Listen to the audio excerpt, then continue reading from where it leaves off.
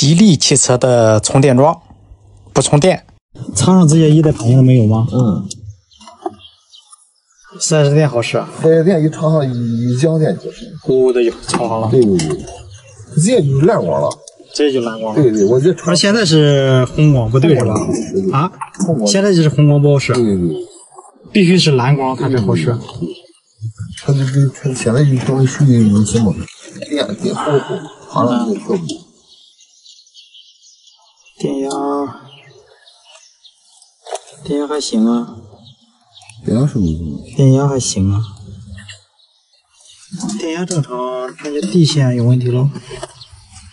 一般充电桩充不上电是接地不好，看一下接地。他们说这个地线又重新做的地线打在地下2米，然后有焊接的螺丝压的线，应该不是地线的问题。那是什么问题呢？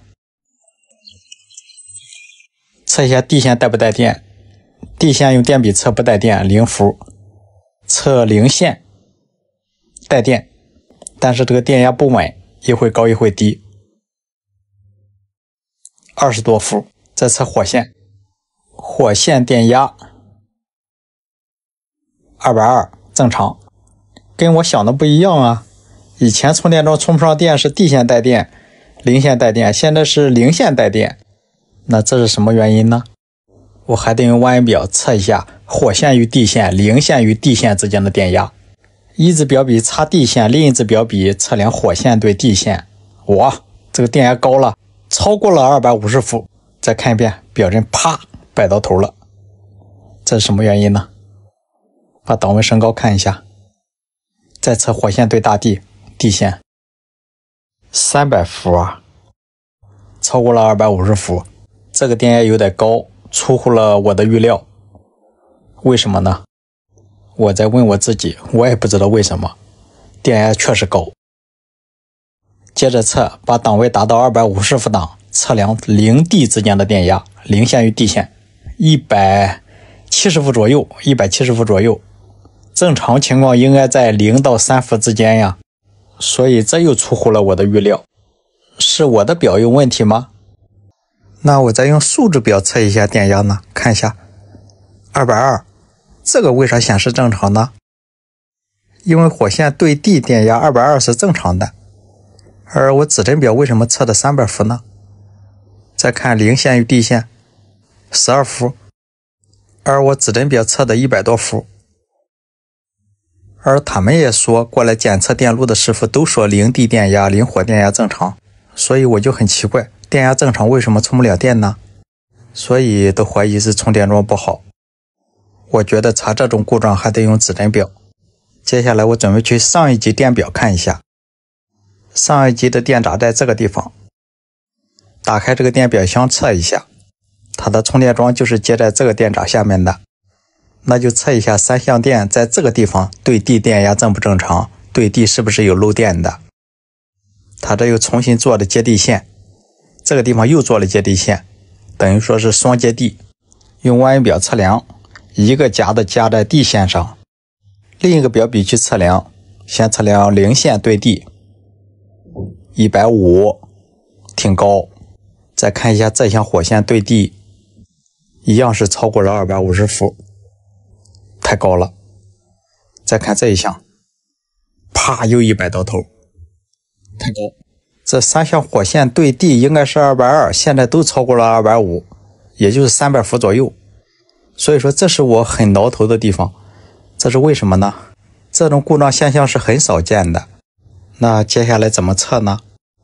另外我测的3项电压之间都是400伏，这个电压很正常，3项电压正常。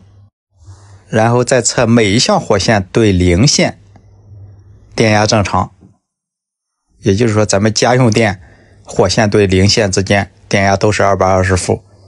所以说他们说村里边用电都很正常，为什么到充电桩这就不正常？这个电表就是从这个变压器接出来的，而电表到充电桩也就20米的距离，很近呀。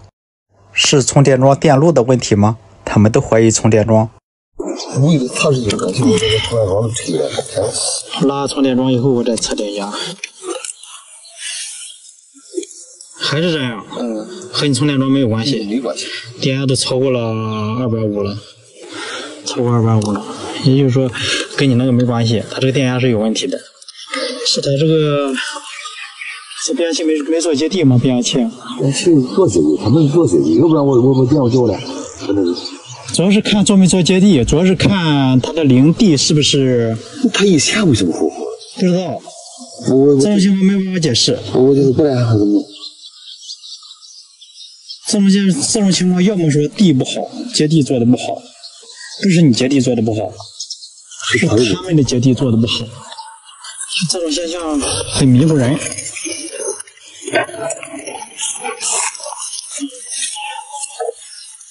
这变压器，它这个变压器出来的线上了杆儿，又从杆上下来的线进入它的充电桩。现在打开这个变压器看一下。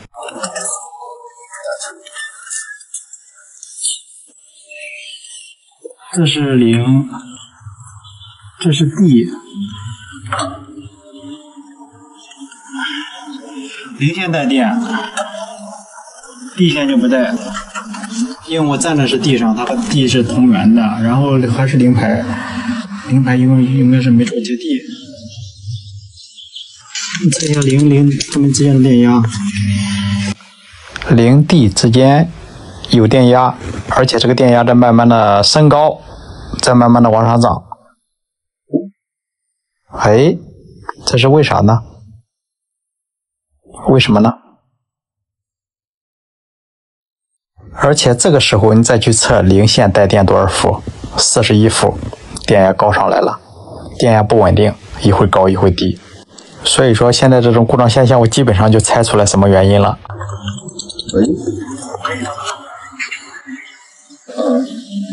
不通，不是不通。用望远表乘1档来测通段，发现不通。供电所的师傅也来了，我先看一看吧。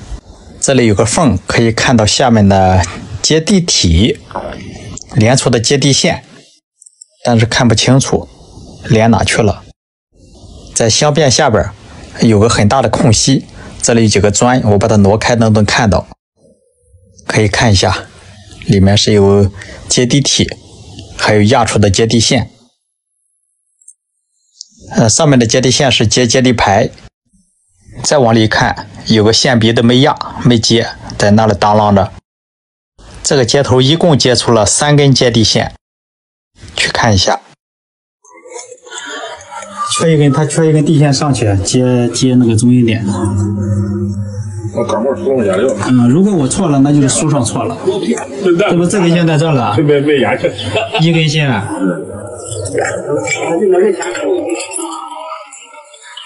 这不是2根线吗？少一根地线，少根地线应该接中心点的，没接。如果说我错了，那就是书上错了。那就是教科书上错了。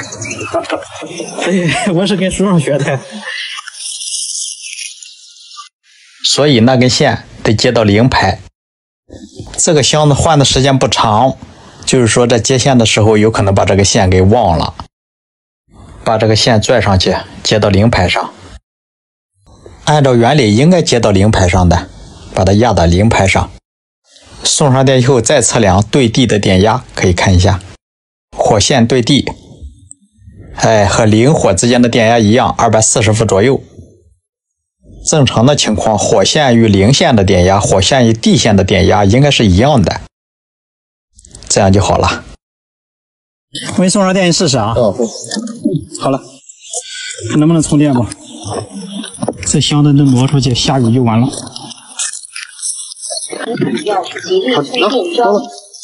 绿色的吧？绿色了，你等我尝尝一个。绿色的。哦，绿色了，刚才是红色的。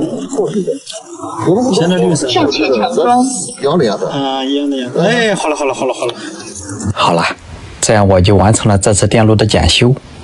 我前面说的是，如果我错了，就是书上错了，就是说的是这一个 TT 接地系统图，这是变压器这一块，变压器3象线圈，输出3象电，3根火线，但是它有个中心点，中心点要接地的，接地，这是打入大地的接地体。这是它包括充电桩，包括3项设备或者是220的设备，它都需要做接地。这就是 TT 系统的接地方式。你看啊，它的零线，这 N 是零线，在这个地方是需要接地的，连在一起的。而变压器的中心点也是接地的，它这个接地体还连出一个地排，也就是说是变压器的外壳、配电箱的外壳、箱变的外壳都是连的地。现在这种接地形式很常见的。还有一种就是 TNS 系统，这都是书上的理论知识，然后用到现实中就是呈现那样的故障现象，以前也是不多见的。因为谁也不会怀疑变压器这一块也是有问题的，一般不会怀疑，只是我运气好而已，运气好。好了，感谢您的观看，请多多指点。不测不知道，一测吓一跳。热水器电人，水管带电，一加热它就漏电。但之前我加热我也没说漏电。热水器水管有的带10几伏，有的带几十伏，还有的带上百伏，这都是不正常的。这种情况有的摸着会电手，难道这个电放不掉吗？房主说热水器以前不电手，前2天动过这个线头，那就测量一下，火线正常带电，地线不带电。地线就是不应该带电，零线不带电很好。说不过去啊，地线在这是不带电的，如果在这测的带电压，那就是地线不好。热水器的插座就是从这引过去的。打开这个插座看一下这个地线接没接。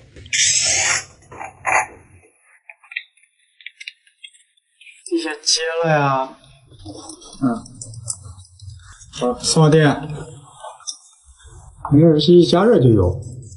它加热通电了。一加热就是40多伏，我看地线，倒是没有。它热水器地线不通吗？为什么水管有，它这个没有？量一下这个地和外壳通不通？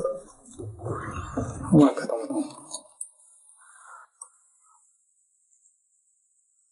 通，但是有电阻。为啥呀？头不好吗？这个地线插头是连热水器外壳的，那头连热水器外壳，这头连着地线，把感应电导入大地。可以拆开热水器看一下。我这地线接哪去了？地线哪个是地线？这个是地线。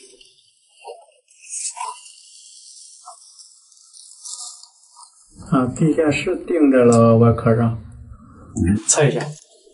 两标笔短接，两标笔短接调零，好嘞，打在地扇上，好嘞，打好了。有螺丝，不通吗？不通。地线不通吗？这就是它地线呀，这是地线，来，不通，不通，通吗？不通。地线不通啊，这不扯淡吗？那测一下漏电吧，测一下热水器漏不漏电吧，直接打，打成这个能测一下灵活和这个热水器外壳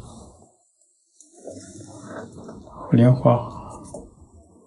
热水器不漏电，不漏电。热水器不漏电，单独给它连个地线连到这儿来看，还漏不漏？不是，它这个插头它是焊接，它是有的是焊接的，有的是插上的。你说热水器的地线没有，才导致漏电，导致它有感应电或者是轻微的漏电，它都放不掉。那热水器漏电，为什么它这水龙头它都贯穿了吗？它顺着水导啊，水导电，顺着水导到那个水龙头那了，它都电手。要么说你洗澡的时候就电你。是。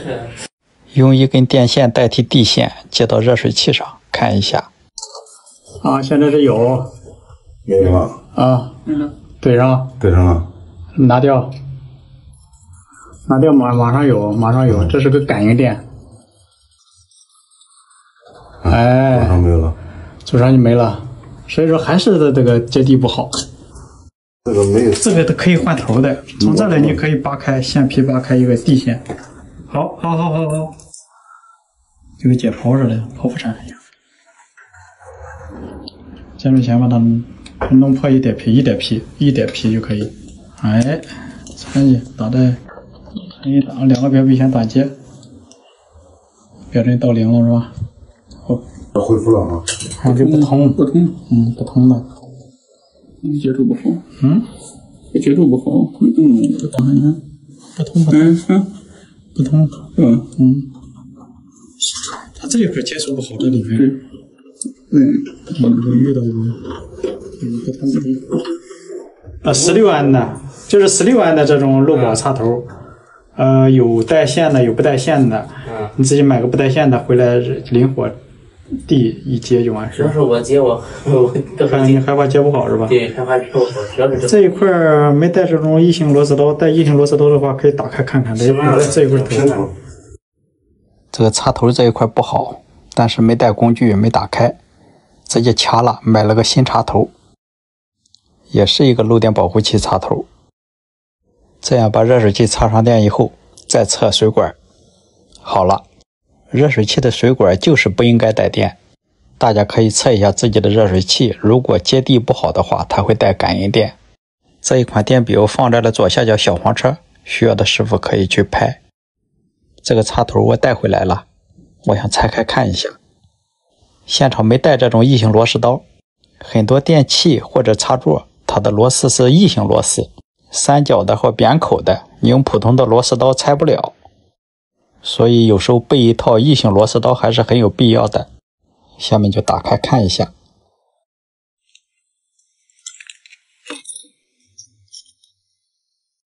拆开后我发现地线这个插头一活动，它这个焊点裂了，就是接触不良。很明显这个焊点是裂开的，这个用烙铁点一下就好。只是现场工具没带全，不然这个插头也不用换。把人原装的插头给换了，我心里都过意不去。好了，先这样了，感谢您的观看，请多多指点。我跑了100多公里，只为能遇到你。你是不是也在等我修理你？我来晚了，对不起。3天3夜，你趴在这里，你拒绝了多少人的修理？你是在等我吗？我来了。他们说你的神经有问题。那好吧。现在请允许我爬上你的身体。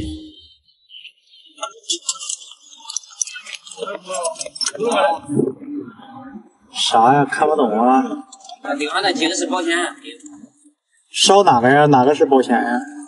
上边呀？上边的保险不按上。但是保险丝跟咱是国内不一样，咱是乱跳。这保险丝往外跳，它不烧。这种保险丝。跳几路保险丝啊？就一路啊？一跳俩。一跳哪2个？第6个，第11个。第6个，第11个。1、2、3、4、5、6。对，第6个。第6个。跳出来的那个。俺跳老长那个。这样可以复位的。对。11啊，7、8、9、10、11，这个跳出来了。这保险丝头一次见。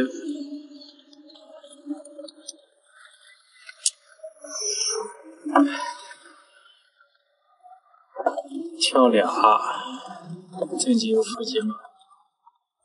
他这路线你知道是带在哪里边吗？我给厂家的发了以后，他带跳单，带他转了发电机，他跳了以后发电机发不了电。短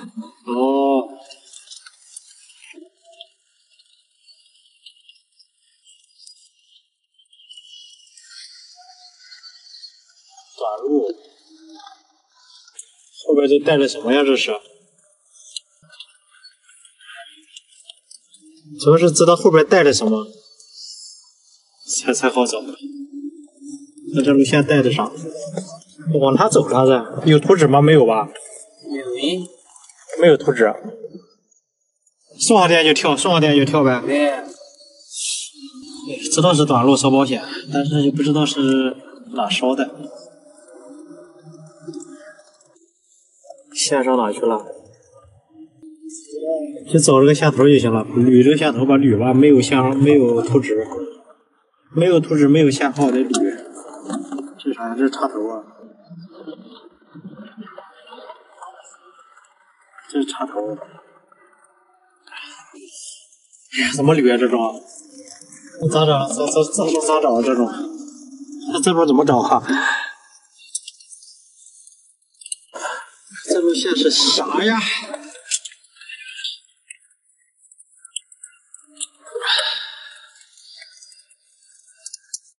现在就知道这两根线是短路的，但是就不知道是往哪走了。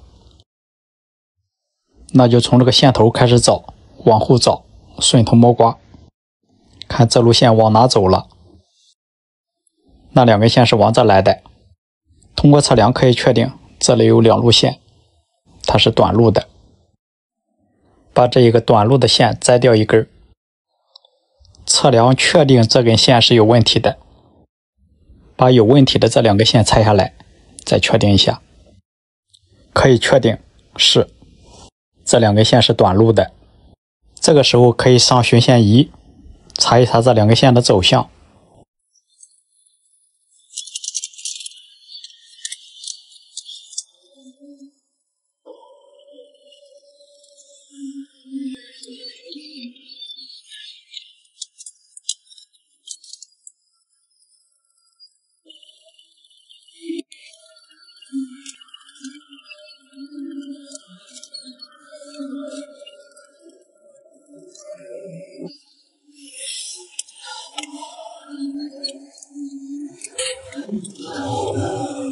弯表测通断，当然它和这个线还是短路的。刚才巡线仪在这些位置响，那这个线是不是呢？或者是这一个呢？后面也响，那这一个呢？用弯表测通断，与那根线，这个红线是通的，这一个也是通的，也就是说都和这个红线是通的。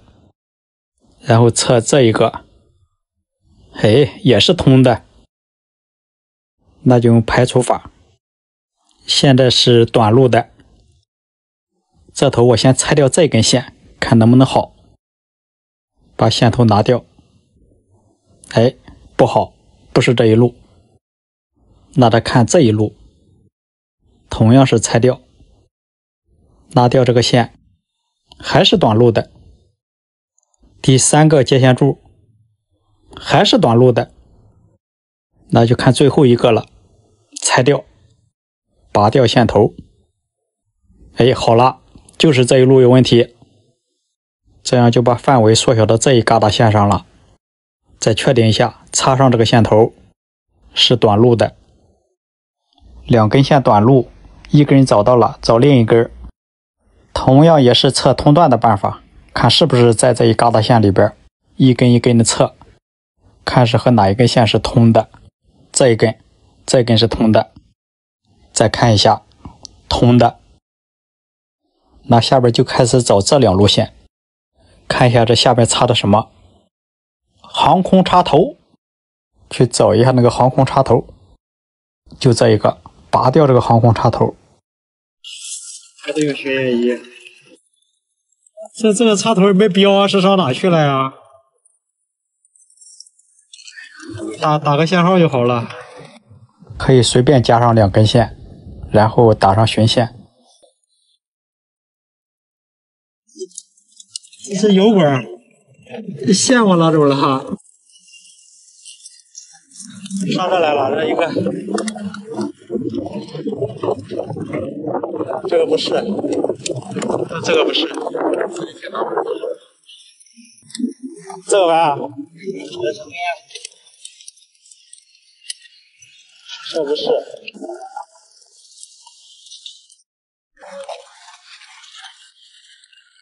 这个是，这个有问题。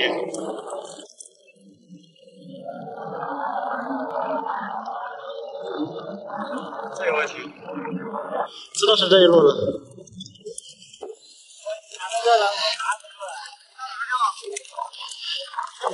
那是这个控制箱的线路有问题吗？还是得上万元表测一下。这边的回路、电磁阀，我一路一路拆，一路一路测，拆下来测都没问题。这个把线都摘掉了，那怎么是短路的？这咋整？没办法，得拆开这个航空插头看一下，得找到短路的那2根线是线号几，31和12这2根线。这头也拆掉31和12这2根线，但是测的不是短路，有电阻。再到航空插头这一头测一下这2根线，短路的。那为什么2头测的不一样呢？一头短路，一头有电阻，还得再确定一下是不是这根线。这头加上巡线仪，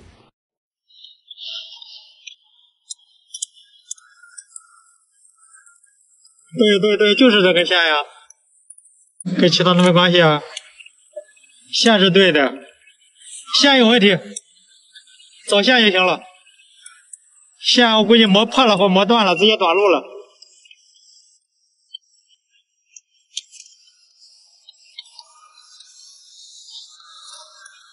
错不了，就这根线。那个磨破了吗？它是？哎，啊，破了。这里，这了吧？对，你看，看是这根线吗？巡线仪巡一下。是，就这里。哎，就这了的问题。这一块很明显，线都磨破了，都打火了，打黑了。这些线都磨断了，磨断了几根线，然后还有的线粘在了一起，这就是烧保险丝的原因。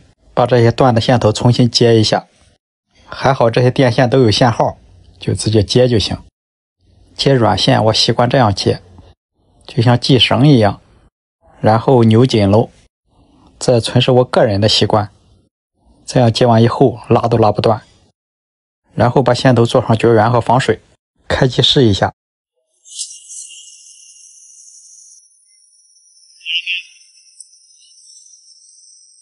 这样就好了，我也就完成了这次维修。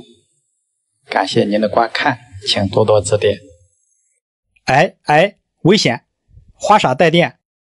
客户说他刚才拿着花洒去冲水，结果被电了。拿着花洒去摸地漏，对，被电了。就是有水出来，我准备清洗一下地漏，结果一碰就被电了。哦，跳闸了。你看看那个，我看好像是跳闸了。跳闸了。哎呀，然后再一进门，这个应该是跳的。哦，还跳下来了，对吧？卫生间插座还跳下来了。对。啊，幸亏有这个跳闸，要不我自己在家我。幸亏是跳了。对。我感觉到这个电压应该挺大的，震的有点。就是麻的有点狠是吧？对，电压不小应该。幸亏跳闸了，才给电倒了。他已经跳了，他是漏电跳的。是这样的，我刚才这边我们这儿原来不是有个电热水器啊？我换了。对，我换了以后换了这个。啊，我知道。现在有电吗？这现在这儿也没有电了，它好像。它一跳是整个的。整个插座有电，这是不是这是个地线吗？我这想你们是不是打到线了？打到线了。什么时候安装的吧？刚安装。刚安装的。这个我是拆下来，然后今天刚给我通暖气，我试了一下。哦。我跑到那儿去。我跑到那个卫生间去试水，结果就试水的时候被电了。对，这个屋从来以前没有被用过，没有人用过。敢不敢送上电试一下呢？敢是敢，但是不知道什么原因啊。你把那个燃气热水器拔了呗。好了。它有问题的话，它应该跳。这样挺危险的，我看。挺吓人的呀。对呀，我自己在家，我确实被他跳闸，要不我就。这样如果洗澡的话，就直接被干倒了。对呀，很危险。哎呀，快看，是吧？有电是吧？漏电200多伏。你给检查一下呗。我天哪，这不电你电谁呀？对呀，很危险啊。这水龙头。水龙头。对地的时候我给你水电了。你看看，这有是吧？摸这来，摸这都有，100多伏。这边没事儿，我摸也没事儿。啊，这个啊，这个也有啊。你摸没事是因为你的脚下是木地板。哦，没导电啊。哦天。你要不要帮我测测？帮我测测啊。哎呀，都带，说明它的地线接错了，对不对？都带。哎呀，暖气片子所有的都带。打开这个别行。哎呀，火线可以啊。明显没有啊，地线不带电呐？难道等电位带电呐？我把它拉落一下看看啊，我拉一下这个，去看一下，它漏电那么厉害，它应该跳啊。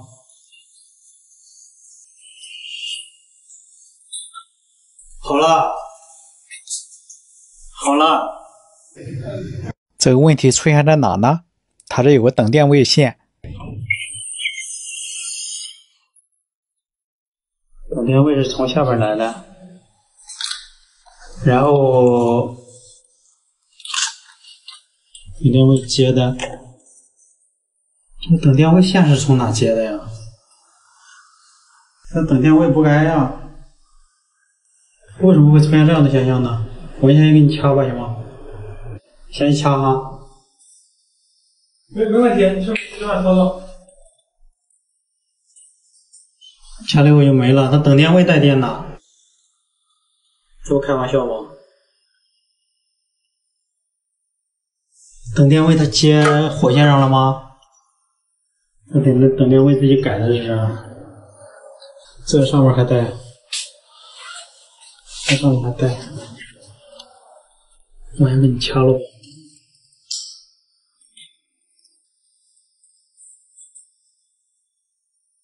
啊，等电位带电，这个等电位这个线带电，我估计这个等电位它没接地，接地的话它也不会出现这样的情况。这个没电，这个往水龙头接这个没电。你看现在的保护线变成了一个火线，看看。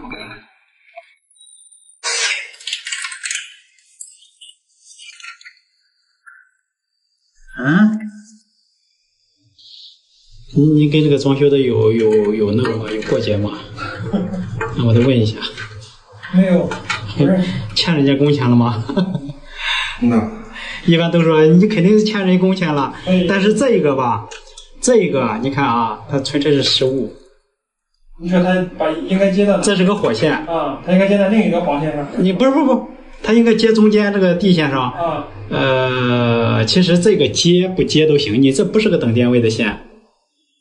所以这一个插座接错了，导致我全家都带电。这是个火线，这是个火，这是个火线，你看它接这个等电位这个线。这根线就它是吧？哎，上去了。哎呦我天！哎，上去了。你掐了吧？